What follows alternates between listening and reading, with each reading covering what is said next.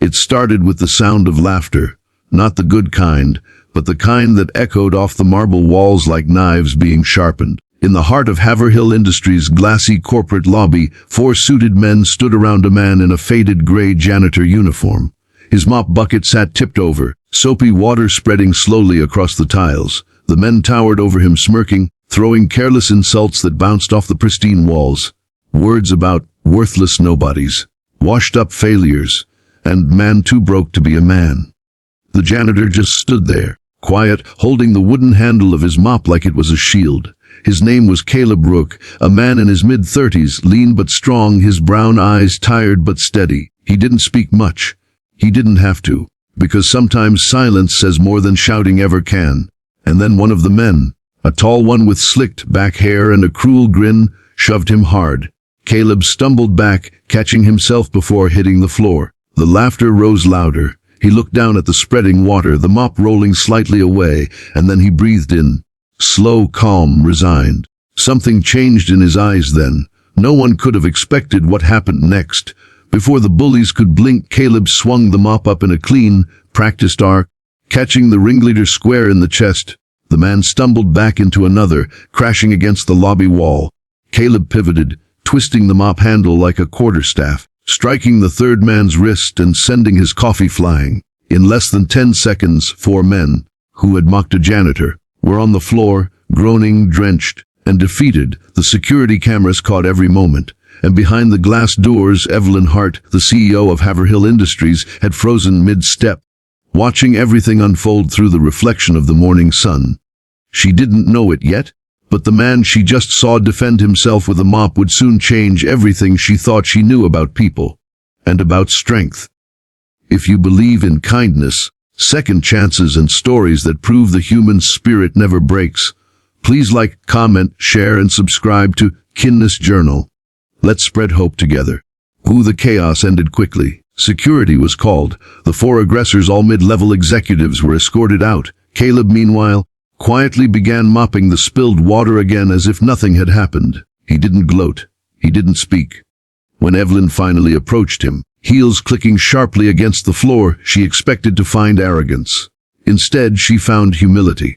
"You didn't have to fight them," she said softly, unsure what else to say. Caleb simply looked up at her, his mop still in his hand. "Ma'am," he replied, his voice low but even. "Some fights come looking for you. I just cleaned up the mess, that was all." Then he went back to work. Evelyn couldn't stop thinking about it. She had built her career on hard data and clean efficiency. Emotions didn't fit on spreadsheets. But something about this janitor, the quiet control, the power behind his restraint, lodged in her mind. Over the next few weeks, she started noticing him more often. Early mornings when he polished the floors before the staff arrived, evenings when he stayed late just to fix a flickering light no one else cared about. Every time she passed him, he nodded politely, never asking for attention or thanks. And yet, something in his eyes told a story, a deep one, full of grief and endurance. One rainy afternoon, Evelyn was leaving late when she saw him again, in the lobby, sitting near the vending machine, his uniform damp, his eyes distant. A small lunchbox sat beside him, open but barely touched. On top of it, a crayon drawing of a little girl's face, smiling wide under the words "For Daddy. Love." "Sophie?" Something broke open in Evelyn's chest at that sight. She asked gently, "Is she your daughter?" Caleb blinked, startled to see her. Then he nodded. "Yeah, she's 6, smartest kid you'll ever meet." He smiled faintly, but it didn't reach his eyes. "Her mom passed 3 years ago, so it's just the 2 of us now." Evelyn sat beside him on the bench, the scent of rain and detergent hanging in the air. "That must be hard," she said softly. He shrugged. "Hard's a word I stopped using. It's just life now. I clean here at night, drive delivery in the morning. Try to keep a roof over her head. Try to make her think everything's okay." He looked away, jaw tightening. "She's been asking why I can't come to her school play this Friday. It's during my shift." For the first time in years, Evelyn didn't know what to say. She, who commanded boardrooms and managed millions, couldn't find words for a man who quietly carried so much. The next day, Evelyn couldn't focus. The image of that drawing haunted her, a daughter waiting for her father in an empty school auditorium. Finally, she made a decision. When Friday came, Caleb was mopping the lobby as usual when Evelyn appeared, clipboard in hand. "Mr. Rourke," she said firmly, "you're relieved from duty for the rest of the day." He frowned. "Mom, I can't afford." "It's not optional," she interrupted. "Go, spend the day with your daughter." "That's an order." He blinked, confused, but she was already walking away. Hours later at 3 p.m., he stood at the back of a small elementary auditorium, still wearing his janitor's shirt, clutching flowers from the gas station. When little Sophie stepped onto the stage, she scanned the crowd, and then her eyes lit up. "Daddy," she mouthed, her face breaking into the brightest smile he'd seen in months. For 20 minutes, Caleb forgot everything, the pain, the exhaustion, the weight of survival.